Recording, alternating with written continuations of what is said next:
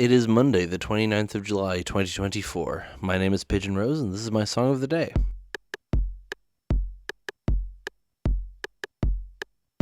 Today we're talking about an artist who I had known about for a while, but it took me a bit to get into them. They are a band called Haim. Haim are a trio of sisters, Esti, Danielle, and Alana, and Haim is their surname, hence the name of the band. All three of them sing in the band. Esti plays bass, Danielle plays guitar and drums, and Alana plays guitar and keyboards. They also play other instruments, but those are like their main roles in the band generally. Generally, Danielle does the lead vocals. I had known about them for a while. I think my brother listened to them, and my dad a bit as well. We love good 3-part harmonies and shit in my house. And then during 2020, when a bunch of groups started doing the Tiny Desk concert from home, there was a Haim one, and I was like, well, I'll listen to this. I like The Wire and other songs like that, so I might as well watch this. And one of the songs they did was a song called The Steps, which was a song from their upcoming album, Women in Music Part 3. And that song really caught my ear. Now, I have a bit of a beef with the Tiny Desk version. I just don't like how it sounds in the chorus on a particular line. You'll understand. I'll talk about it after we listen to it, but because it won't make sense to you until you've heard it. But point is, I watched that and I was like, oh, I should actually listen to these guys, or gals as the case may be. And that song, The Steps, remains my favorite song by them probably, along with The Wire. So we're gonna listen to it now and then come back in a few minutes and talk about it.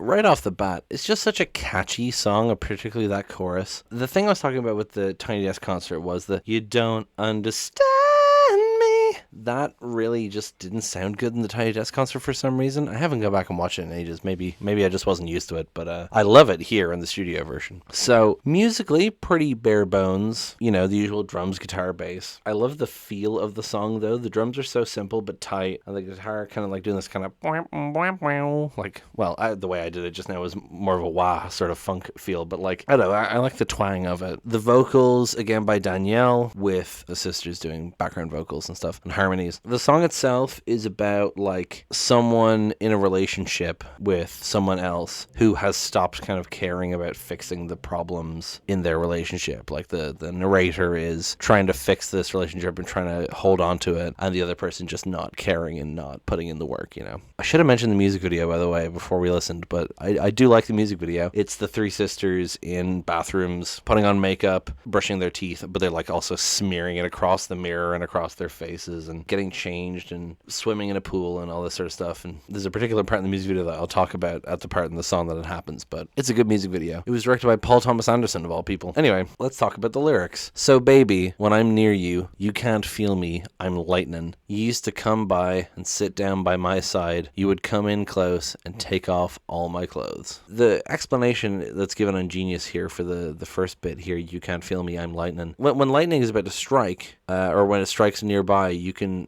feel it and you can smell it. You know, the static electricity and the ozone. So she's saying here that I'm electric and you can't feel me. Like, again, this kind of lack of vibe between these people. They're on different wavelengths, you know. And then you used to come by, sit down by my side, come in close and take off all my clothes. I like how blunt that is. It's very clear what they're talking about, but it sets up the relationship very well of like, we haven't done it in a while, or at least it hasn't been this romantic, you know what I mean? And then the chorus, every time I think that I've been taking the steps, you end up mad at me for making a mess. I can't understand why you don't understand me, baby. And every day I wake up and make money for myself. And though we share a bed, you know that I don't need your help. Do you understand? You don't understand me, baby. So yeah, like saying like, I'm putting in the work, I'm taking the steps, but you don't care, you're mad at me for making a mess. Like you would prefer to just leave it as it is, and I don't understand that, and you don't understand me, and I don't understand why you don't understand me. And the thing about making money for myself, but you know that I don't need your help, like it feels kind of condescending of like she is relatively independent, but he's like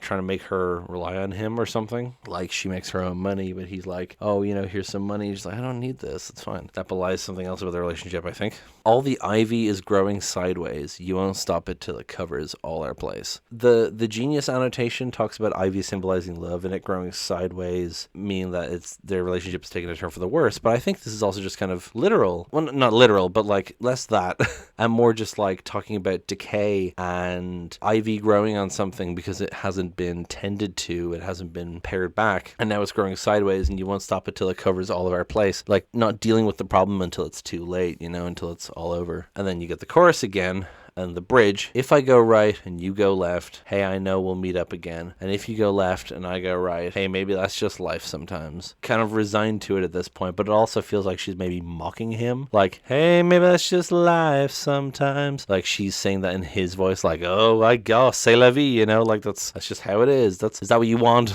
The bit I love in the music video is the bit here, because the music drops out and it's just every time I think that I've been taking the steps, you end up mad at me for making a mess. I can't understand why you don't understand me, baby. And then the drums come back in with the and then the rest of the music and vocals come back in. I love that. I don't know if I've talked about it specifically in this show, but I love when songs stop and start like that, or like drop out all the music for a sec and then the band comes back in. Love that shit. Here, I really love how it sounds because she's a great singer, obviously, but also the drum part is the part that I specifically love. The baby, because I don't know how well you can hear it in the studio version, but in the music video, she is fucking attacking those drums. Those drums fucking owe her money. Like, she is smashing them throughout the whole rest of the song, and you can see the intensity of it, and I love it. It really sells the passion of the moment, when she hits the cymbal as well, it just sends it spinning. Ay.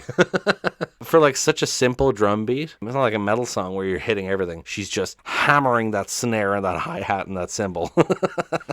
I love it so much. It's such a cool musical moment. I love it in the video as well. I don't think I have much else to say about this, honestly. I've just had the song stuck in my head for the last while, so I need to exercise that demon by talking about it here, because now I'm free until I have to edit this episode, and then it'll be stuck in my head again.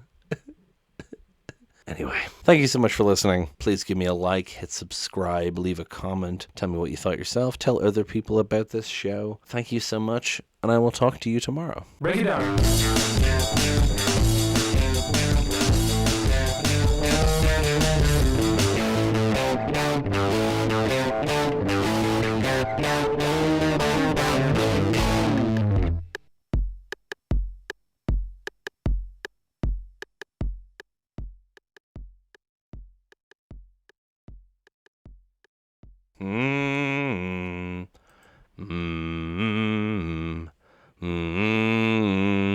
Anyway, I don't know why the first thing into my head just now was, I miss having sex, but at least I don't want to die anymore. Am I going to talk about that song on this podcast? Probably not.